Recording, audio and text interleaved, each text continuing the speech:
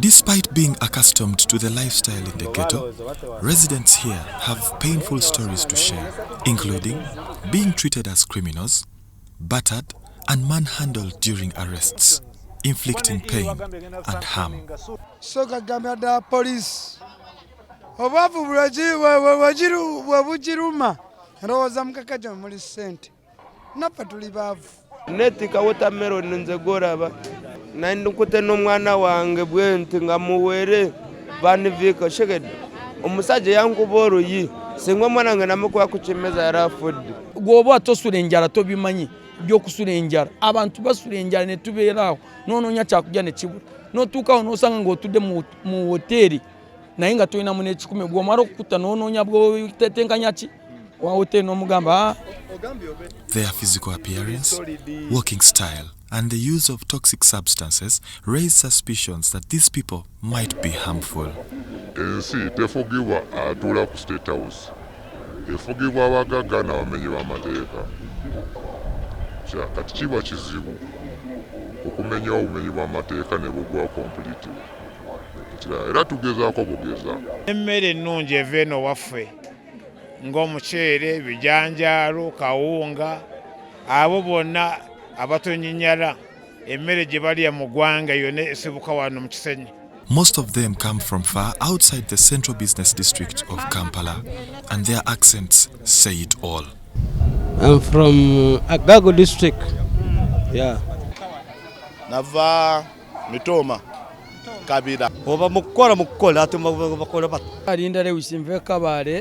In Kisenyi, you find victims of war, persons living with HIV, victims of land evictions, and domestic violence. Because we have so many tribes here, I have Congolese, Somalis, Sudanese, people from Burundi, Rwanda, Sudan. We are from Iteso, Gishus, Basoga, they are all within. They are not here coincidentally. There's what we call like to look for survival, ways of survival.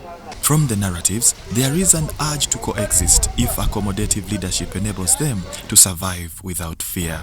Yeah, because twajanga tulina emitwalo 3 netusuubula ebaafu y'ennyaanya n'obutungulu ne Basite Council byonna cwi ne babitwala nensigala kweji kwemu nensula mu kutiya ntandika ne kuba ne bakifeesa abo mu Kisenyi mu Zenkoko. But this productivity must be in regulated places or in spaces that are meant for business. Wona meseza ku street kubeerawo ku street kugenda kwa yiya nintembeya nimbera mna akasenda mu nsawo ekiba kidirira kuba kubba ninkusanga na smartphone yo sinza kukuleka. Ghettos are seen as potential havens for criminals due to their congestion and underdevelopment. However, the views of the youth contradict this narrative. Waliwakubyeko nalwaki mutwalanga bachi mutwalanga bayekera.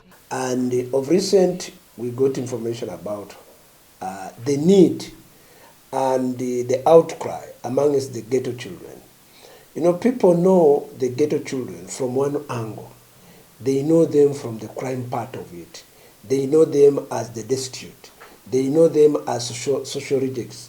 They do not even equate them to people responsible. But you forget that some of the prominent faces in this world were once the ghetto. Some youth in Kisenyi also decry the criminal elements within the places they operate, though they acknowledge the presence of unruly individuals.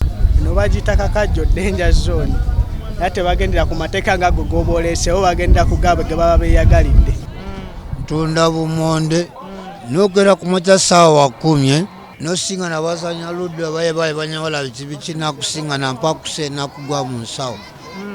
Kyokka nango obusene bwantu bwabwanga bwabakama bange ensonga zange sawa gavumenti enyambeko n'ekyamaanyi abeera wali. Nabagwira omwowino wabamala kunkuba ekikonde n'empunga ne banzijjako kabaaga kange ka ssente. Enze kyemmanyi era abakola ebyo ebikola babavubuka bannaffe size nga ze tulimu.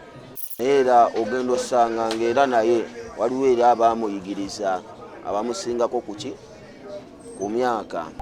Kisenyi is one of the ghettos in the Central Business District reported to harbor criminals. Shockingly, my observation is that locals in the area are more concerned about security operations that are indiscriminate. Under the law, the police has no powers to judge anybody and even sentence anybody. So our work is to arrest those whom we suspect. N'omugamba ne point nze ndikola bweti ne bweti takuwulirizamu kujjako ng'okutte musawo n'omuwayo emitwalo ng'egi. Naye okubanga babakwata tebalina misango ne babajja mu mayumba ne babatwala ne babateekako emisango obusente bw'okola okolerera poliisi n'ozunga poliisi essaawa yonna ne bagamba ngu omwana we yabbye essimu omwana we abbisa bijambiya namu. Local leaders suggest being involved while carrying out operations to ensure that rightful suspects are captured. Kubanga bazibe emisango b'emikisinga mu balungi ate baba abakulembeze bajja okuyoola bayoolera wamu. Kani weesanga nga kikosa omukozi n'atali mukozi. Ne bantwala ne basituuza twali bangi ne basituuza awo tebatugamba nsonga yonna gezaako okwetaasa bakuwadde batuuni bakuwadde omugo bakuwadde ki kakana ng'osirise busirisi. However, it is mandatory that when you have gone for an arrest, these conditions must be met by any arresting officer or our team. One, the nearest local authority should know, the relatives of the suspect should know, the offense committed should know, should be revealed, the introduction of the officers who are carrying out that should be known, and you must be able to conduct what we call a prompt search on the person.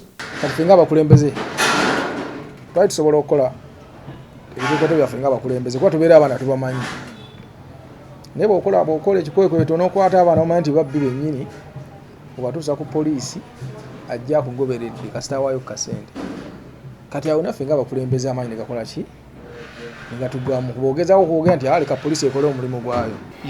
Like you work over your garage, you are dirty, indicating that you are from working. Okay? They can't discriminate a working person with a person who has not been working. So that's where there is some bit of weakness. But for us, we don't have any issue with their operations because what you want security. And we even don't want to know because in turn they turn against us that we are like the lawbreakers.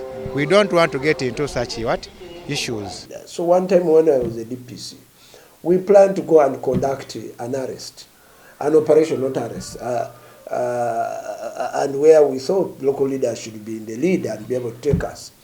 Unfortunately, the local leader whom we expect him to lead us to where the thugs were, gave them a password and he said, Akibua. Little did I know the slang. Akibua. Kumbe, when they had Akibua, they all took off. Commissioner of Police Anatoli Muleterwa stated that the police engage with ghetto youth based on the needs associated with a given community.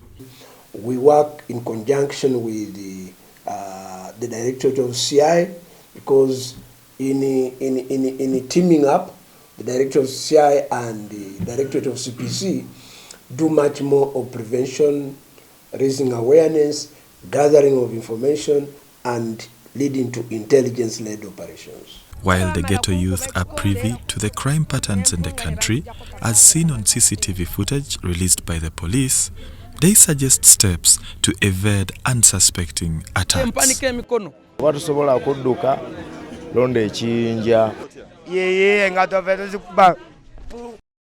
The suspects in these videos appear to be skillful and never miss out on disabling their targets. Hence, allegations linking them to training facilities like gyms. N'abantu muyigo kola road work muleke kulya buli mmere. Kuba obulenzi bumala kunywa walaji bunafu tekasola kugoba. More of this in the next episode. Tony Kent Chaze, Ivan Kahwa, UBC News. Kalubindi ku Stratford